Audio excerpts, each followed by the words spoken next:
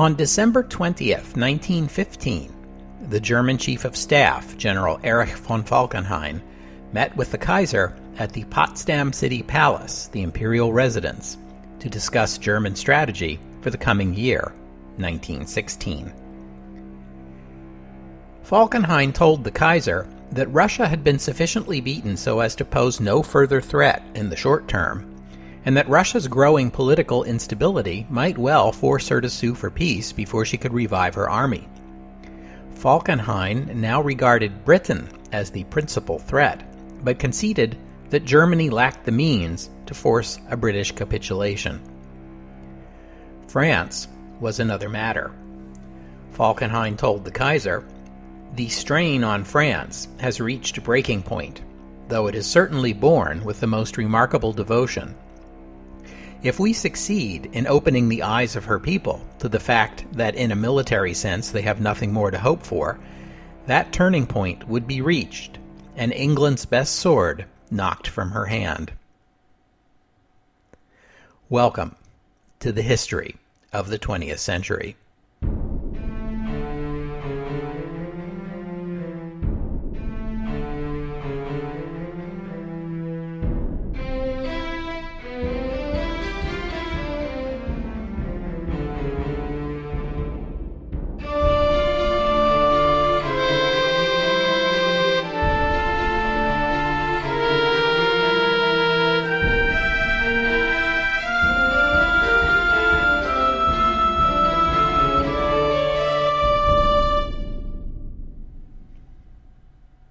Episode 121. England's Best Sword Knocked from Her Hand. The dawn of the year 1916 saw the usual winter lull in the fighting in Europe. The Great War has been going on for about a year and a half now, and the end is not yet in sight. How is it possible that the nations of Europe can keep on savaging each other like this? After they have already paid so dearly in blood and treasure, where do they find the will and the resources to keep going? It is becoming increasingly apparent by the beginning of 1916 that the two warring coalitions managed to keep going through the industrial and economic might of Britain and Germany. On the Central Powers side, it is clear that Germany's strength is the only thing that keeps her allies fighting.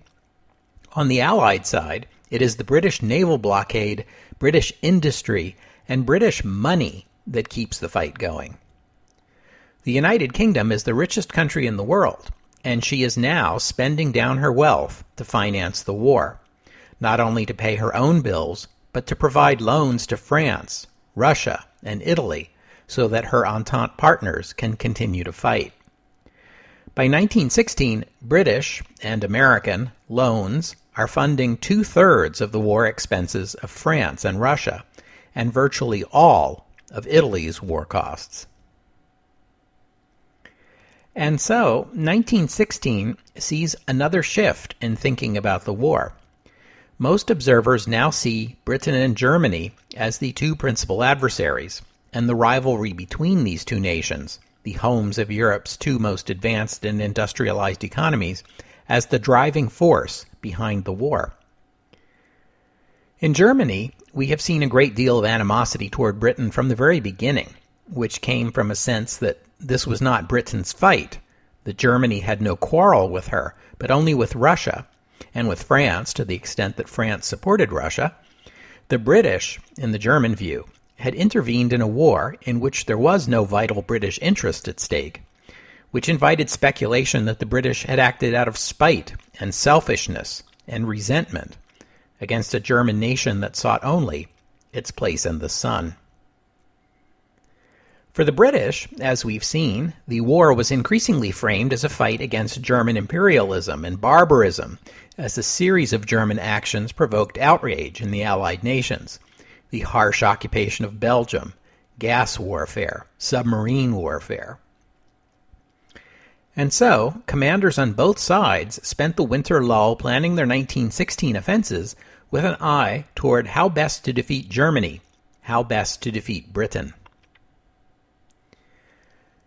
The senior French and British commanders met on December 6, 1915, at Chantilly, a rural French town about 25 miles northeast of Paris, best known until now as a venue for thoroughbred racing.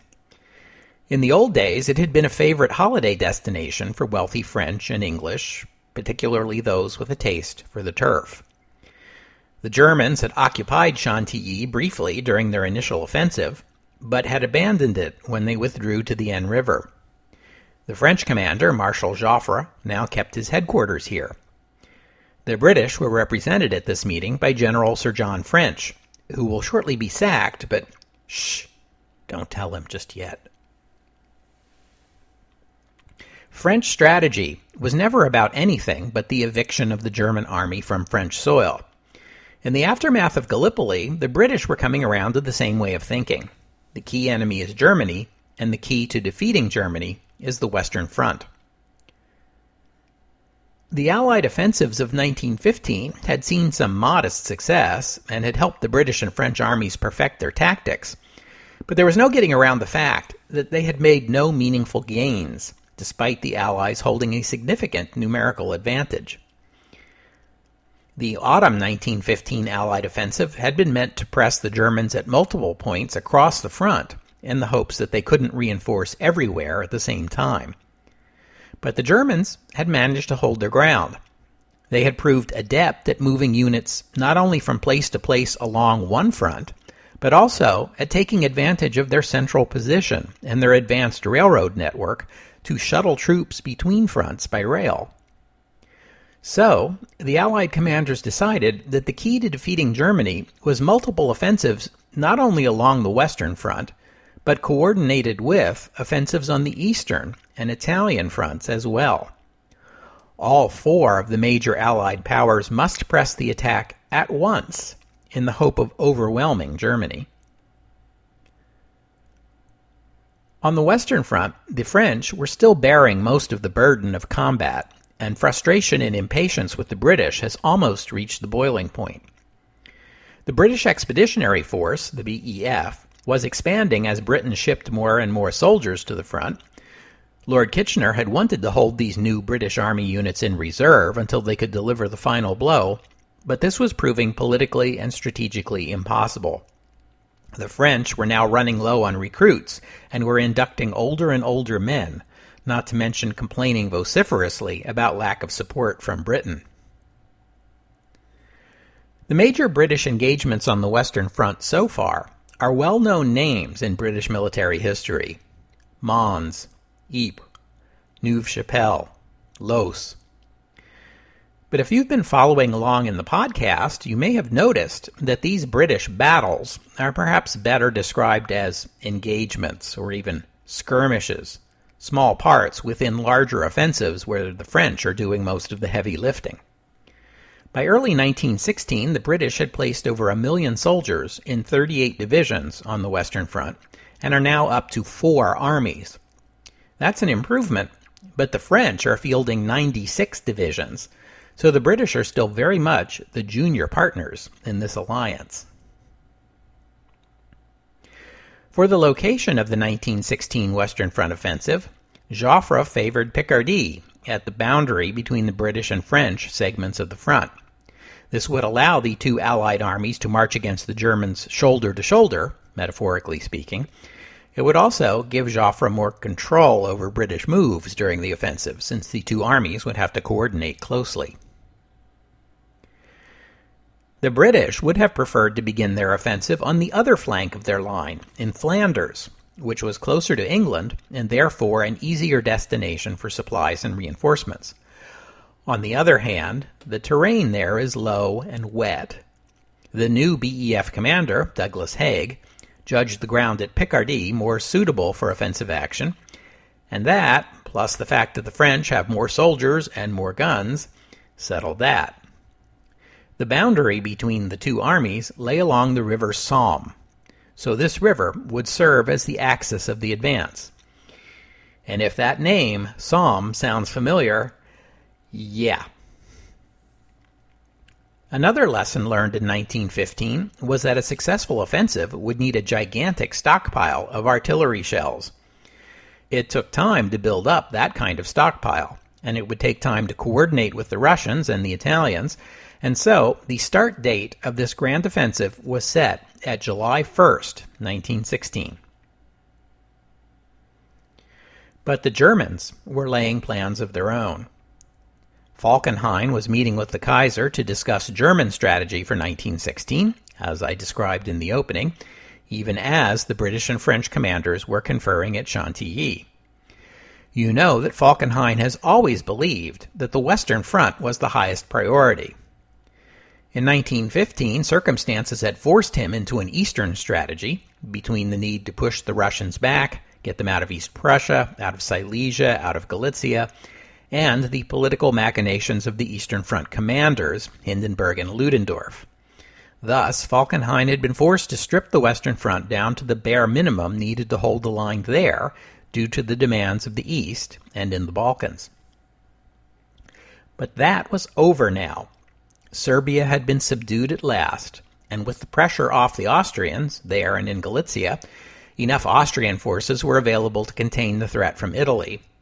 As for Russia, she had been pushed far enough back, and her armies sufficiently bloodied, that Falkenhayn concluded it would take a year or more before the Russians could threaten Germany again. On the other hand, Falkenhayn resisted the urging of Hindenburg and Ludendorff to push deeper into the Russian Empire. The German armies in the east needed time to consolidate their gains. German administration of what would later become Poland and Lithuania had to be organized, and plans laid for the future of these territories after the war. The German government would eventually settle on a plan to set up Poland and perhaps other territories as buffer states between Germany and Russia. These buffer states would be nominally independent, but would in fact more closely resemble German protectorates, if not outright puppet states. Falkenhayn was already talking by this time of the possibility of revolution in Russia, or perhaps I should say revolution in quotes. A full-blown overthrow of the imperial government might be too much to hope for, he felt, but economic deprivation and unrest were definitely on the rise. Even staunch Russian monarchists were by now beginning to whisper that it might be best for all concerned if Nikolai abdicate and some other Romanov lead the empire out of its current troubles. This was good news for the Germans. Emperor Nikolai was stubborn in his commitment to his Entente allies, and had gone so far as to put his personal prestige on the line by taking personal command of the Russian army. Nikolai had resisted German overtures toward a separate peace agreement, and it was beginning to look very much like the emperor was Germany's staunchest enemy in all of Russia. Very well, then. Getting a different Romanov on the throne, or indeed overthrowing the imperial system altogether, looked like a very plausible path toward Russia quitting the war. But that was not a military question. From a military standpoint, Falkenhayn was convinced that after the Eastern Front distractions of 1915, the time had come, at long last, to turn the German army's offensive focus back to where it belongs, the Western Front. Only, what to do on the Western Front? Falkenhayn had had in mind a broad offensive, not unlike the Allied offensive of the autumn of 1915, but the failure of that offensive did not bode well for any German attempt to duplicate it. Offensives in this new kind of warfare were costly. The experience so far has been that attackers often suffer greater casualties than the defenders, even when they are successful. If only there were some way to set up an offensive that would inflict greater casualties on the enemy than on one's own forces. Hey, if you could do that, considerations like gaining ground or maneuvering for the more advantageous position wouldn't even matter anymore. You could just keep at the enemy, at him, grinding down his armies until no one was left to fight. And there lay the germ of a new strategy, which Falkenhayn would execute at another place with a famous name, Verdun.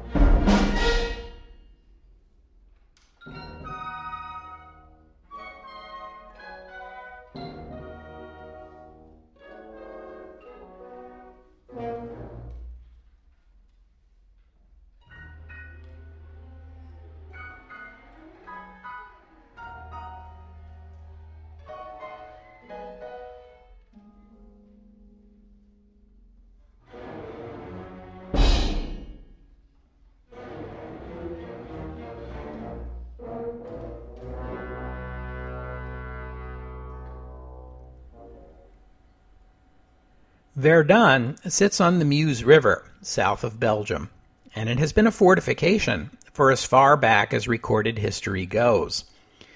The Gauls called this place Strong Fort in their language, which the Romans rendered as Verodunum in theirs, which is where we get Verdun. After Julius Caesar conquered Gaul, the Romans used Verodunum as a military base. In the late Roman era, Verdun was one of the many cities in Gaul sacked during Attila the Hun's rampage of 450. In the 17th century, a huge citadel was built adjacent to the town, and the defenses have been continually upgraded in the years since. During the Franco-Prussian War in 1870, Verdun was the last French fortification to surrender. Since then, its defenses have been further enhanced. By the early 20th century, Verdun was surrounded by a circle of fortifications, making it one of Europe's most heavily defended points, right up there with Liège and Przemysl. After the Germans annexed Alsace and Lorraine, the fortifications at Verdun and Toul suddenly became the front line of a French defense against any future German invasion. You'll recall that during the July crisis, the Germans offered to refrain from invading France on the conditions that France pledge neutrality and permit German soldiers to occupy these two crucial fortifications as a guarantee. There was no way that was ever going to happen. Then, after the initial German offensive into France stalled out in September 1914, Verdun held a crucial position as the anchor of the French line. From Verdun south all the way to Switzerland, the front line is very close to the Franco-German border. The German incursion into France has happened entirely north of Verdun, which now sits at the tip of a salient in the French line. But Verdun held, though it now faces the German Fifth Army, which is commanded by Crown Prince Wilhelm, the Kaiser's eldest son, on three sides. The French hold a rail line into Verdun, which they are using to keep it in supply. Falkenhayn's plan was an all-out assault on Verdun. If the Germans could take the town, great, but that wasn't necessarily the point of this operation. The offensive would be designed to maximize French casualties. German experience in the war so far has been that the German army is capable of inflicting higher casualties on the enemy, even when it is the Germans on offense. This had happened against the French in 1914 and the Russians in 1915. Surely it could be made to happen again in 1916. German military intelligence believed that the French army morale was low and the French were struggling to enlist replacements. We've talked before in this podcast about how France has traditionally been the largest and most populous nation in Western Europe, until Germany unified and France found itself in the unaccustomed position of no longer being the biggest fish in the pond. Also, for demographic reasons not fully understood even today, in the period between the Franco-Prussian War and the Great War, Germany experienced much faster population growth. If the Great War is going to come down to a grinding war of attrition, Falkenhayn reasoned, then it was France, not Germany, that was going to run out of soldiers first. And what's more, a properly crafted German offensive might bring that day sooner rather than later. Verdun made an ideal location to test out Falkenhayn's new strategy, for several reasons. It was a crucial fortification, in some sense the anchor of the French line. It was in a salient, meaning the Germans could attack it from three directions, and it held important symbolic value, meaning the French would likely fight fiercely to hold on to it. But because it was almost isolated, they would find it difficult to supply and reinforce it. This new strategy, a strategy of attrition, would require new tactics to implement it. We saw the Allies developing new tactics for this new kind of warfare. The Germans were now doing the same. Since the goal here was to maximize the French casualties, this offensive would rely heavily on artillery. The infantry would move forward only after the artillery had pulverized the enemy position, while the artillery guns themselves would aim their fire farther into the enemy rear in order to disrupt the arrival of reinforcements. In other words, the Germans were developing their own version of the creeping barrage. The Germans would also use poison gas at Verdun, and not chlorine, but phosgene. Phosgene was first used in combat by the French. It has some advantages over chlorine for military use, in that its odor is less noticeable and it is more lethal at lower concentrations, making it much more insidious.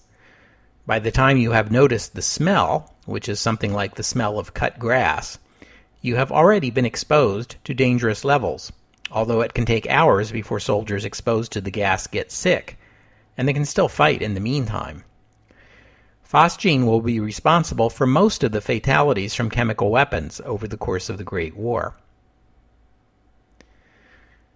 By this time, the Germans were also introducing another frightening new weapon, the flamethrower, a portable device that uses pressurized gas to shoot a stream of flaming oil over distances as long as 20 meters, or 60 feet. The effect can be ghastly and hard to defend against. Only its relatively short range limits the flamethrower's effectiveness in combat. And then there were the Stoßtruppen, or stormtroopers. This was a new infantry tactic the Germans had developed. Instead of assaulting the enemy position all up and down the line at once, these stormtroopers were trained to bypass the most heavily defended points and push on into the enemy rear, where they would sow confusion and disrupt enemy movement, while the now isolated and weakened strong points that had been bypassed would be taken by the second wave of attacks. The assault on Verdun was scheduled to begin on February 12, 1916, months before the Allies would be ready to begin their own attack. The German Fifth Army would be conducting the offensive. This is the army that was under the command of the Crown Prince Wilhelm, the Kaiser's eldest son. The Germans shipped in over 1,200 artillery pieces, including those huge guns that had been so effective against the fortifications at Liège and Maubeuge. French intelligence picked up on this movement of artillery, but Joffre concluded that any attack on Verdun must be meant as a diversion, with the real attack to come somewhere else. I mean, who would be so crazy as to attack your line at its strongest point? In the event, the attack had to be delayed due to a week's worth of snow and other bad weather. When it finally got going on February 21st, it began with an early morning artillery bombardment that was nothing like any the world had ever seen before. In a matter of minutes, trees were flattened like blades of grass by the onslaught, while the clouds of dust stirred up by the bombardment reduced visibility to zero. Telephone lines were chewed up, isolating the French fortifications and adding to their confusion. The artillery bombardment stopped at noontime. The French soldiers had seen all this before. They knew that the quieting of the guns meant an infantry assault was imminent. They climbed out of their bunkers, grabbed their rifles, and took up their firing positions along the front trench. But it was a trick. The Germans began the shelling again, taking the soldiers by surprise. Shelling continued until dusk. Then, only by the ruddy dying sunlight, did the Germans advance, cautiously, tentatively, to test the French defenses. The goal was to keep German casualties low, after all. The scouts were surprised by the effectiveness of their own artillery. The French trenches were empty. Hasty messages were sent to the rear calling for a further advance, but it was already dark, too late. As at the Second Battle of Ypres, the Germans underestimated the effectiveness of their own weapons and missed a crucial opportunity. But the battle went on. On February 25th, the German soldiers reached Fort Douaumont, the northernmost of the ring of fortifications around the town. They surprised the defenders and took the fort. Most of the garrison was gone. They had been ordered to reinforce a sector of the front, and they were supposed to have been replaced by a reserve unit, but due to a clerical error, that order was never issued. The effect was stunning. Fort Douaumont was a modern structure only completed 2 years ago. It should have been a mainstay of the defense, and it fell in a few days. Suddenly, it was feeling like Liège all over again. The outer forts were falling. It was a huge boost to the Germans and a blow to the French. Perhaps Verdun might actually fall. Kaiser Wilhelm immediately went to his son's headquarters so he could be part of that glorious moment when the German army marched into the town of Verdun. The French command considered abandoning Verdun, but quickly dismissed the idea. Arguably, Verdun wasn't worth the blood its defense was going to cost, and in making this decision, Joffre and company are playing right into Falkenhayn's hands. The defense of Verdun was assigned to the French Second Army and General Philippe Pétain. Pétain, as you know, had a reputation as a skilled defender and a commander frugal in the expenditure of the lives of his soldiers, which understandably made him quite popular with the ranks. He had a healthier respect for artillery than most commanders of his day, which was all to the good. He was also very sick with pneumonia when he accepted the assignment. In 1916, before the discovery of antibiotics, a severe case of pneumonia in a 60-year-old man could well have been fatal. Certainly Pétain could have declined the assignment, and no one would have held it against him, but he accepted. He ordered that his illness be kept secret, and in the early days of the battle, he directed French forces from a bed in a closed room, with only a few staff officers permitted to come and go, bringing him news and delivering his orders. From the beginning, Pétain faced two big problems. The first was that the initial German successes were allowing the enemy to place artillery on high ground overlooking Verdun. This was all part of Falkenhayn's plan of attrition.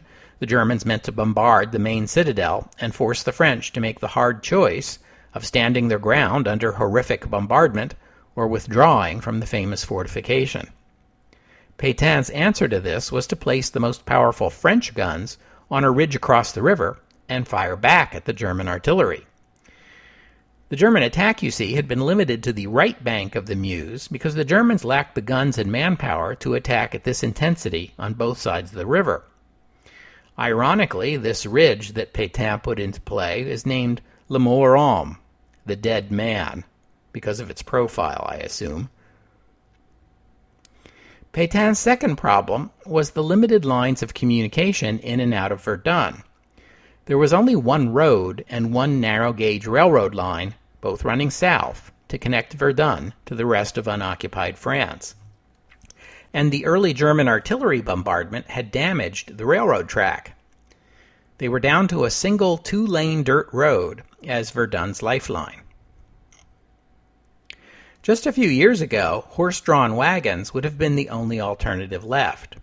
Fortunately for the French defenders, this is the 20th century, and the French automotive industry, if no longer the world's largest, is still significant.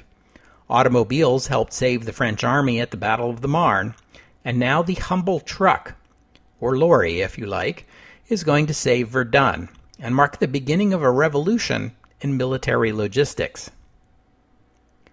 The Second Army was only able to round up about 700 trucks at first, not nearly enough to keep Verdun supplied, but the call went out across the country, and the fleet grew until it reached 3,500 trucks and 800 automobiles. Vehicles roared up and down the narrow road at the rate of 4 per minute. Foot traffic and horses were banned. Thousands of French soldiers were assigned the task of keeping the road cleared. Quarries were dug to supply crushed stone for the road surface, and repair stations were set up along the way to deal with breakdowns. The rail line was repaired and work begun on a new standard gauge track to properly connect Verdun with the French rail network. The road to Verdun would eventually be dubbed La Voie Sacrée, the Sacred Way, for without it, Verdun surely would have fallen. Never before in history had such a large army been supplied through such a narrow supply line. The Germans missed a golden opportunity here, since the Sacred Way was within range of their big guns, and all this might have turned out very differently. But the Germans had their own problems. On the same day that Fort Douaumont fell, a German ammunition dump exploded spectacularly. Nearly 500,000 artillery shells simultaneously detonated just at the point in the battle when their demand for them was greatest. No one knows for sure what happened, since every last bit of evidence, including all the eyewitnesses, was obliterated in the massive explosion. On February 28th, the weather turned sunny and warm, leading to a rapid thaw and muddy conditions. The French struggled to keep the Sacred Way open. The Germans struggled worse. French artillery turned the German supply lines into marshes, and the German guns fell silent for a lack of shells. Now it was French spirits that were rising, and German morale bogging down in the mud, like everything else. Finally, a very disappointed Kaiser Wilhelm was forced to give up on his dream of a triumphal procession into Verdun on a white horse, and he returned to his palace. By February 29th, it was becoming clear that the German offensive wasn't working out the way it had been planned. On that date, the Crown Prince and his Chief of Staff, General Schmidt von Knobelsdorff, who was the de facto commander of the Fifth Army, met with Falkenhayn to discuss whether to continue the offensive. It might have been better just to declare victory and quit, but the Crown Prince wanted to keep going, imperial family pride likely having something to do with this. His Chief of Staff agreed, and they and Falkenhayn hammered out a three-part agreement expanding the offensive and defining its limits. The first point was that the offensive had to be extended to the left bank of the Meuse. The French artillery on the ridge there was doing too much damage, and counterfire from German guns had proved unable to suppress them. The second point was that Falkenhayn would have to release his reserves to supply the soldiers needed for this expanded offensive. Falkenhayn had resisted this idea, which is why the Verdun offensive wasn't broader in the first place. Intelligence reports were telling him of a British build-up in preparation for an offensive up in their sector. Falkenhayn's plan was for the Verdun offensive to neutralize the French, while these reserves would be held back to counter the expected British offensive. But now he agreed to use his reserves against the French rather than abandon the offensive altogether. And the third point was that the Verdun offensive would only continue so long as the French were suffering heavier casualties than the Germans. And so the Germans began an artillery bombardment of the French positions on the left bank of the Meuse in early March. One French position, on a hill called Hill 304, because it was 304 meters high, was bombarded so thoroughly that by the end of the week, the hill was now only 300 meters high. German infantry advanced, but not far enough to still the French guns, and the situation settled into a stalemate. The Germans could advance wherever they concentrated their artillery fire, but the French could slowly advance to a crawl by doing the same. As is often the case with these battles on the Western Front, the Germans had gained a few miles in the early days of their offensive, but the advance could not be maintained. The front lines of this battle were not static, but when they moved by small amounts, and as often in one direction as the other. The Germans fought on, still mindful of the goal of depleting the French army. But the French army refused to deplete. General Pétain had developed an innovative plan to spread the pain of the battle as evenly as possible. Remember all those trucks going up and down the Voie Sacrée? They weren't just carrying supplies. Pétain had developed a plan to rotate French soldiers in and out of the fighting at Verdun, with the goal that no unit would have to serve any more than 2 weeks in what the soldiers took to calling the Mill on the Meuse. The idea here is to spread out the physical and psychological damage the heavy fighting at Verdun would do to French units. It helped keep up morale, in part by encouraging the soldiers to think of Verdun as a shared sacrifice. By the time the fighting at Verdun ended, which it would only do when winter sets in, most of the French army will have participated in some way. But Joffre wasn't a fan of Pétain's approach. It was draining soldiers and supplies from the entire French army. Pétain resisted going on the offensive, and his round-robin approach pretty much ruled out a French offensive anywhere else. But Pétain was popular, too popular for Joffre to sack, so he did the next best thing. At the beginning of May, he kicked Pétain upstairs to command Army Group Center, and replaced him at Second Army with Robert Nivelle, who had been one of Pétain's subordinates. The German offensive at Verdun failed in its goal.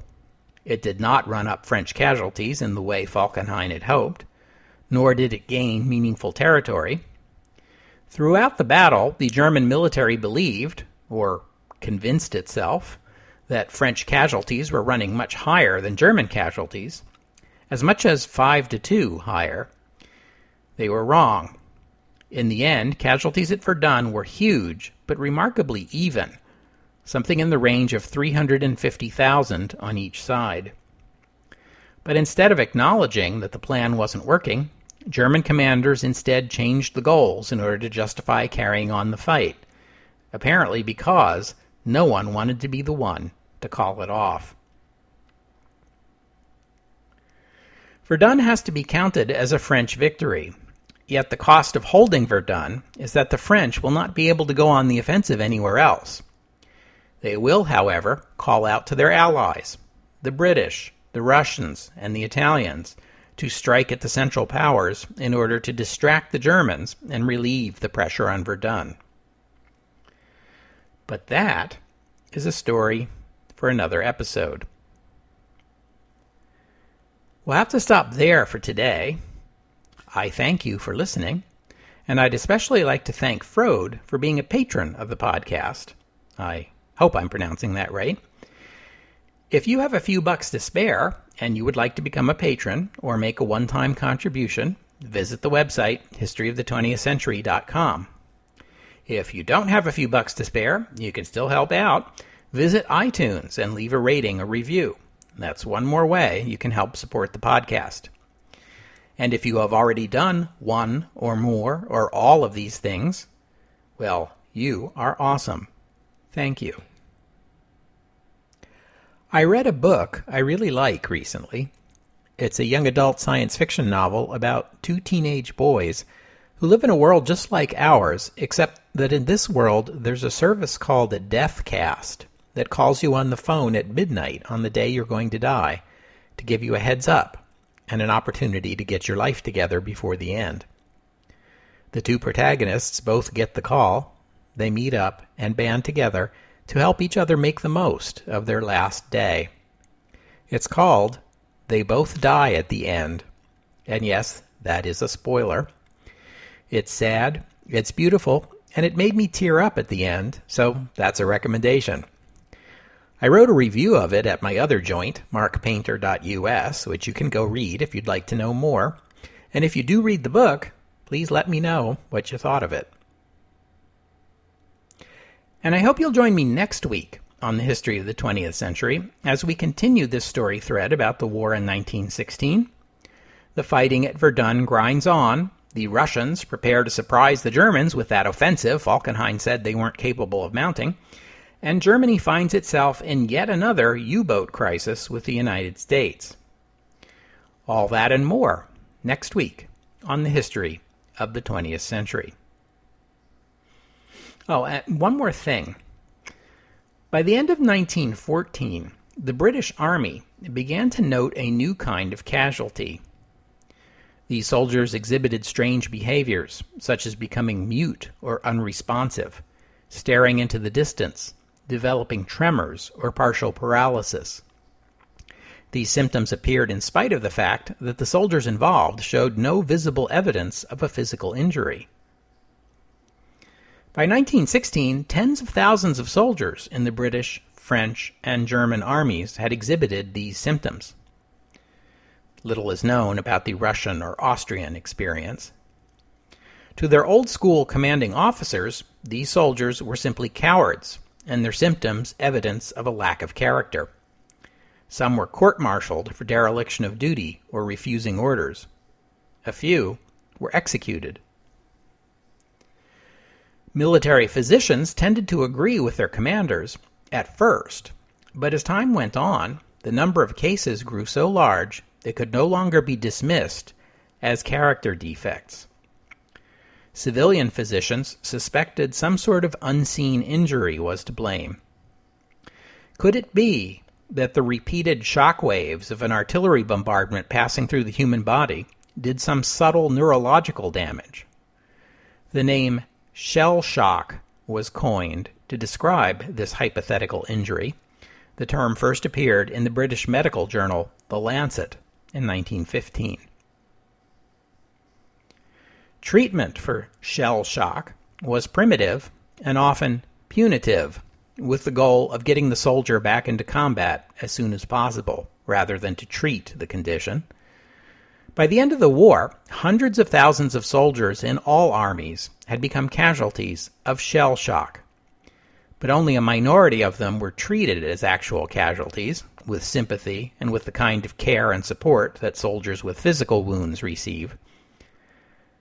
After the war, the term shell shock became discredited and fell out of use, although the psychological condition continued to recur in future conflicts. In the latter decades of the 20th century, the term post-traumatic stress disorder, or PTSD, would be coined to describe this condition. In our day, it is recognized that exposure not only to combat, but to a range of other stressful situations can trigger PTSD, and it is usually treated with psychotherapy.